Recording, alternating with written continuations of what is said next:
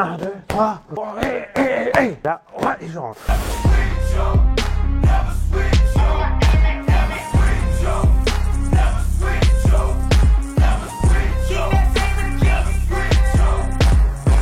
Hello les gorillas, aujourd'hui dans cette nouvelle vidéo, on va parler de différents combos, d'accord? Quels sont les 5 combos que vous devez connaître absolument et travailler un maximum au sac, en shadow et bien évidemment tenter de les faire en sparring. Let's go. Tout d'abord, on va commencer avec un enchaînement qui est très simple. Je vais venir ici, je suis en garde classique, d'accord? Bien face à mon sac. On va enchaîner avec un jab à la tête. Dans mon jab à la tête, je vais mettre mon pouce légèrement vers le sol, passer bien mon épaule et je vais légèrement fléchir sur mes jambes. Pourquoi? L'objectif, en fait, c'est de sortir de la ligne centrale. C'est-à-dire que si je frappe ici, que je reste, s'il a envie de me contrer en temps 1, c'est-à-dire en même temps que j'envoie le mien, si lui il veut me contrer, je risque de la prendre. Donc là, l'intérêt, en fait, c'est en étant ici, en descendant légèrement, ça va me permettre de prendre cette marge de sécurité. C'est ce qu'on appelle un drop, d'accord? Je drop, je descends légèrement. L'idée, c'est pas de descendre comme un ouf et se cramer les jambes, d'accord? C'est juste sortir légèrement de la hauteur, du niveau, en fait, où il aurait pu me frapper. Donc, vous êtes ici, vous allez frapper là, d'accord? Une fois que je suis là, je vais faire mon cross au corps. C'est l'avantage, c'est-à-dire que pour le cross au corps, vous ne serez pas trop ouvert et pas trop en danger, tout simplement parce qu'en fait, je suis déjà dans cette hauteur. Donc, je n'ai pas de problème. Donc, mon épaule, toujours en protection de mon menton. Et là, à partir de là, on va faire le check hook. Boum, je vais rentrer. Ce sera un check hook où il y aura juste le pied avant qui va avancer. D'accord? Donc, encore, je suis ici, je suis en position, je rentre et je rentre. Impec. Pourquoi on avance que le pied avant sur le check hook? Tout simplement parce que derrière, on va vouloir ressortir. On ne va pas sortir sur un côté, on va ressortir exactement à l'endroit où on était. Okay?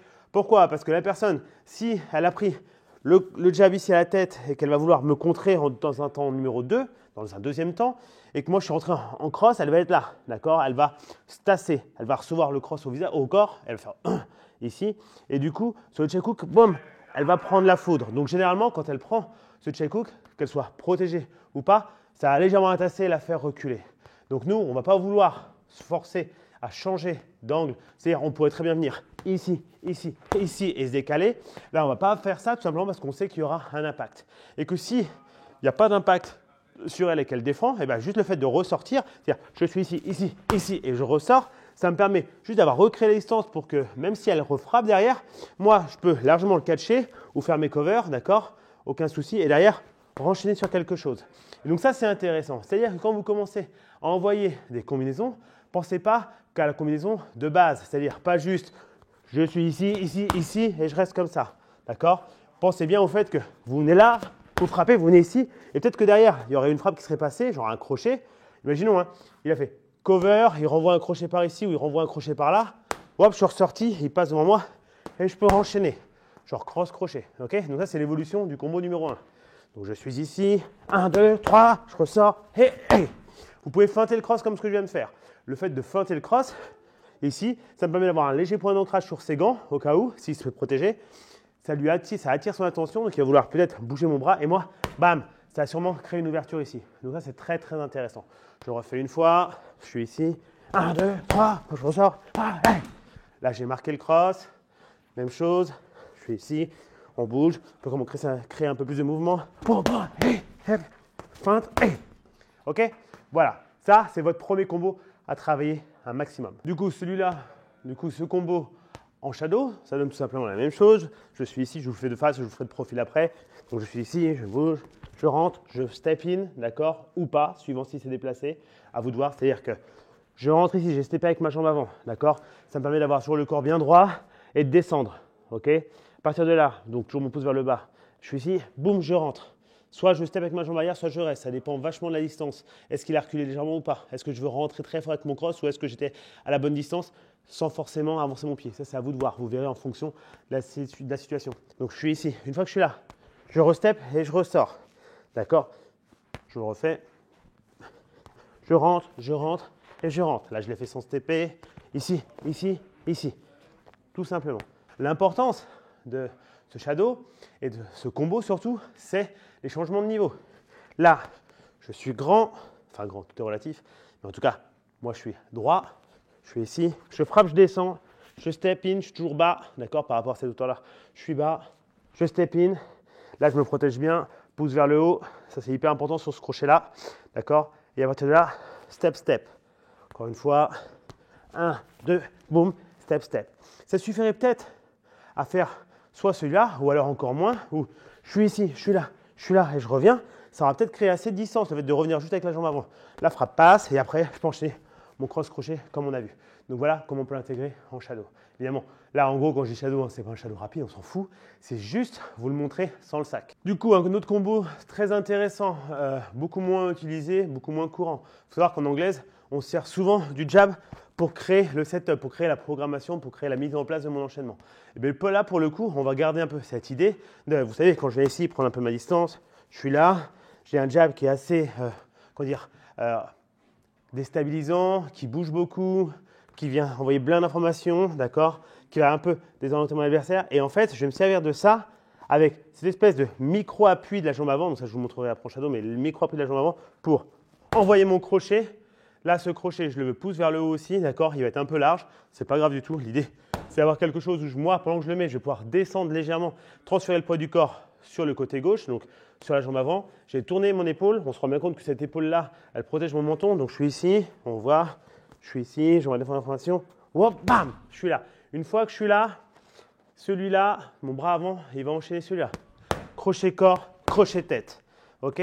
Ça, c'est un enchaînement beaucoup plus contraignant en termes d'énergie. C'est beaucoup plus énergivore, mais il ne faut pas hésiter à le faire. Il est très intéressant. Pourquoi? Parce que le fait que vous rentriez avec cette fin de bras avant, donc je suis là, et là, ça va permettre vraiment d'avoir de la puissance et de déstabiliser votre adversaire. Il faut comprendre, hein, là, il prend un but dans la tronche. Depuis tout à l'heure, on est là, bam, bam, ou bam, bam, bam. Super, c'est toujours assez linéaire, assez basique, avec des indirects. Là, en fait, on feinte la indirect, où il va lui s'habituer à faire ce genre de choses, d'accord, comme ceci. Ou alors au pire, il va vouloir peut-être catcher avec son bras avant, peu importe ce qu'il fait. Et là, d'un coup, en fait, cette feinte, ça va créer un temps chez lui où il va défendre, il va être là. Et en fait, il y a rien qui arrive et boum, il y a le gros crochet large qui va arriver. Ce crochet large, vous n'êtes pas obligé de le faire complètement à plat, d'accord? Il peut être légèrement en descendant. Donc sur ce sac, ce n'est pas forcément la meilleure des choses parce qu'il n'est pas ouf, le fait qu'il soit incurvé comme ça. Mais imaginez juste que vous êtes là, vous travaillez beaucoup sur ce principe de feinte avec cette jambe avant, comme si vous alliez envoyer des jabs. Là, vous créez vraiment l'incertitude chez votre adversaire. Là, hop, bam, ici, d'accord? Il descend, il vient chercher pointe du menton en descendant. Là, bam, ici. Je transfère bien le poids de corps, crochet tête. Pareil, sur les crochets, à vous de voir si vous voulez avoir le pouce vers vous ou le pouce en l'air. Sur celui au corps, moi je force les gens à avoir pouce vers le plafond, d'accord? Et ensuite à la tête, pour l'instant, quand je le double comme ça, moi j'aime bien garder à chaque fois la main comme ça, mais vous pouvez l'avoir comme ça. C'est-à-dire vous pourriez très bien venir sur cette feinte ici, je feinte, je frappe, 1 et 2, ça se fait aussi. Un peu plus soviète dans le style, mais ça se fait. Peu m'importe, je m'en fiche. L'essentiel, c'est que vous soyez à l'aise avec ça. Faites gaffe à une chose, entre cette feinte là, quand je frappe ici, et ce mouvement-là, il faut aller très vite.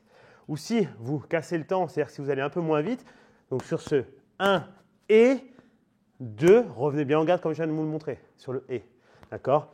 Feinte, je bouge, je viens, je reviens et je reviens. Là, ce sera du coup un compte un peu plus lent entre mes deux crochets, mais ce n'est pas grave puisque je reviens en garde.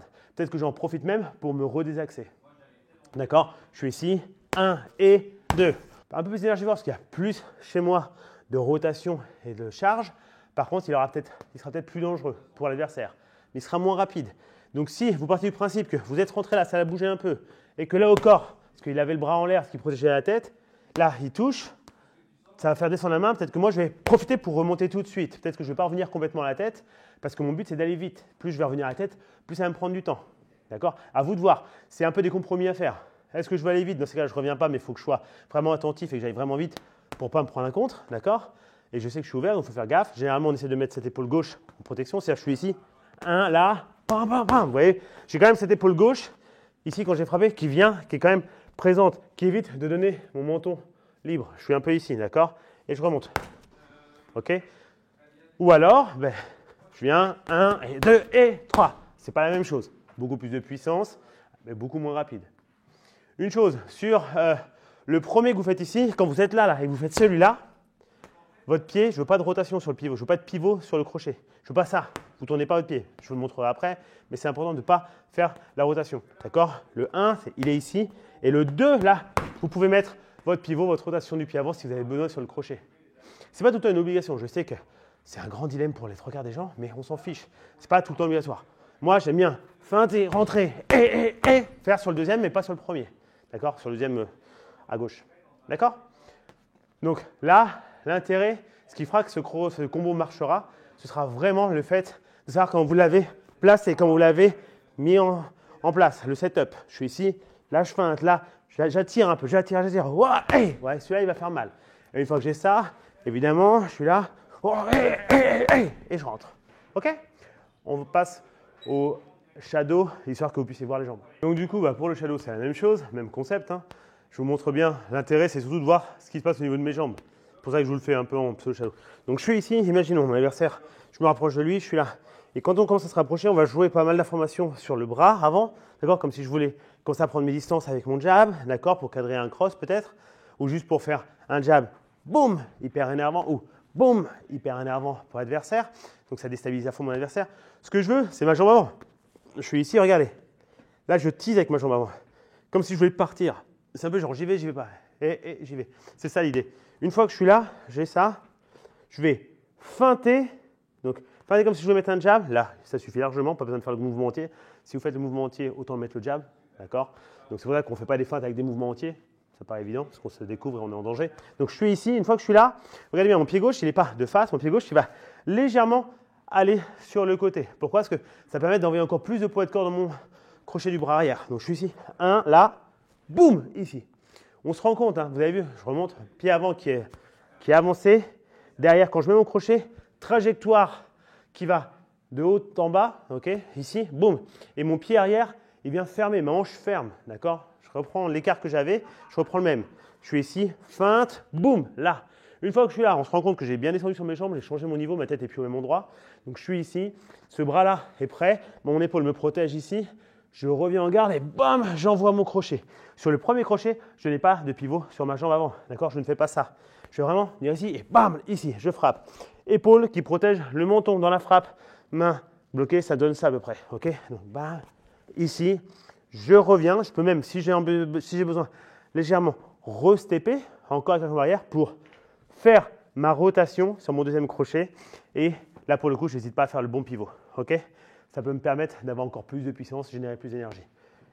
Je le refais une fois. Donc, pensez que le plus important, c'est ça. Je commence à jouer avec mon adversaire, l'embêter. Oh, boum, là, j'ai frappé. Bam, boum, et je reviens. Ce qui marche dans ce combo, c'est la feinte de jab où j'essaie d'appâter le gars, mon adversaire avec ça. Du coup, oh, bam, je rentre. Lui, sur le whoop, quand il serait prêt à catcher mon jab ou à parry ou à dévier mon jab, en fait, boum, c'est le crochet qui arrive. Et en plus, ce n'est pas un crochet basique qui pourrait être défendu avec une épaule, c'est un crochet qui va vraiment venir de bas en haut. C'est un peu le côté, on pourrait imaginer sur un overhand. S'il y avait un jab qui passe ou un cross, je pourrais quand même le passer. Et moi, pendant le temps que mon bras fait ce genre de mouvement, moi je descends. Là, bam, je viens ici. Mais attention, ce n'est pas ça, parce que là, je serai ouvert. C'est vraiment là, et je passe mon épaule. D'accord? Je veux casser la ligne qui est de mon menton à son menton. Il ne doit pas avoir accès. C'est super important. Vous devez cacher et bloquer l'accès à votre menton.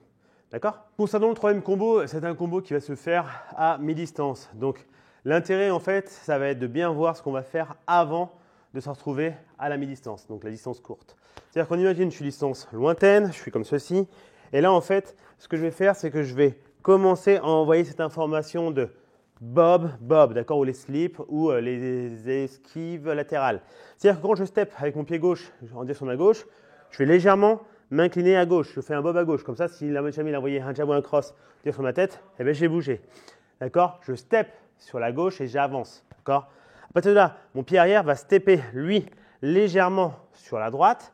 Je vais essayer de rééquilibrer la distance que j'avais créée. Je vais essayer de la rattraper. D'accord? Donc, c'est super important sur l'écartement des appuis. Et en même temps, à l'inverse, je ne vais pas venir ici et ramener la tête juste à l'opposé. Je vais ramener à l'opposé et revenir un peu en protection, comme si je voulais me protéger avec ma partie gauche, comme ici. D'accord? Comme si je voulais charger mon bras arrière. OK? Donc, encore une fois, je suis ici, je suis en position, je viens, j'ai steppé, je viens, j'ai steppé, je suis là. Ça ressemble un peu à un style pique-bout, mais un peu moins de pointe de pied à l'arrière. On est plus flat foot, on est plus sur le plat du pied. Donc, je suis ici, je bouge. 1, 2. Une fois que je suis dans cette position, on va vouloir faire uppercut droit, d'accord? Donc là, sur ce sac, bah, je mime l'uppercut. Je pourrais le rentrer comme ça, mais l'idée, c'est que vous compreniez bien que c'est au menton. Donc je vais faire semblant. On va essayer de comprendre comment je vais le faire. Quand je vais le faire, en fait, je vais imaginer que mon poing passe et que mon coude vient chercher quasiment le même endroit, d'accord? Donc, boum, comme ça fera un peu ce genre de mouvement, histoire que ça simule le fait qu'il l'ait pris, qu'il recule un peu et qu'il lève la tête. Donc, je suis ici. Une fois que je suis ici, j'ai bien passé donc cette épaule. Ça, c'est bien dans l'alignement. Il faut vite que je revienne reprotéger pour bloquer l'accès à mon foie, parce que si j'ai foiré, je peux pas faire un mouvement trop ample. C'est pour ça qu'on essaie d'avoir des mouvements courts, uppercut, ces mouvements courte distance, d'accord? Donc ici, et une fois que je suis ici, je vais envoyer mon crochet du bras avant. Et là, l'intérêt, je vais voir, soit je le mets à la tête, ou soit je vais le mettre au foie, d'accord? Donc c'est tout simple, hein. Je suis ici, je me décale, je frappe et j'enchaîne. Soit tête, soit foie, peu importe. Vous pouvez changer à chaque fois, c'est comme ça fait 2 combos. Je suis en position, je me décale, ouah, encore, position, je me décale, ouah. Quand moi je le fais, ce que j'aime bien faire généralement, c'est je me décale, je viens chercher, et au moment où je vais mettre mon uppercut du bras arrière, je vais avancer encore avec ma jambe avant pour qu'il ait vraiment pas le choix, que ça rentre sur lui comme un bus, quoi. Boum, il le prend. Et en plus, si jamais il esquive, ça me permet d'avoir cassé la distance directement pour pouvoir enchaîner très rapidement mon crochet, qu'il soit tête ou corps. Comprenez, quand l'uppercut arrive, s'il l'a vu, lui, il va monter et fermer les mains comme ça. D'accord, il va fermer les mains ici. S'il ferme les mains ici, en fait, il a un accès à sa pointe de menton. Là, donc là, boum, venez frapper. Rien ne vous empêche de l'agrémenter de, je suis ici, 1, 2, j'irai le même côté, c'est-à-dire, donc je me suis décalé, j'ai frappé, uppercut, tête, corps, et je reste. Ou à l'inverse, enfin, hop, je viens ici, corps, tête. Ça marche très bien. En fonction d'où il est en garde, vous allez à l'opposé. Quoi qu'il arrive, ça va le faire descendre dans l'autre sens. Donc ça marchera super bien. Ça, c'est le combo. Donc ça fait 2 combos, hein, suivant dans quel sens vous le faites.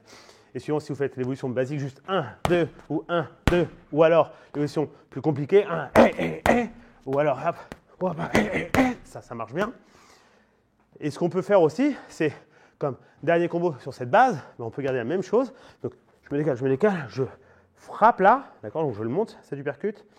Je vais feinter ce crochet à la tête et en fait je m'en servir un peu, genre juste comme une espèce de protection avec l'avant-bras, comme ça, comme si je voulais faire un premier ancrage, mais plus avec cette partie-là, ici, là, pour rentrer au niveau de la rate, d'accord? Donc côte de son côté gauche, d'accord? Donc c'est un crochet du bras arrière.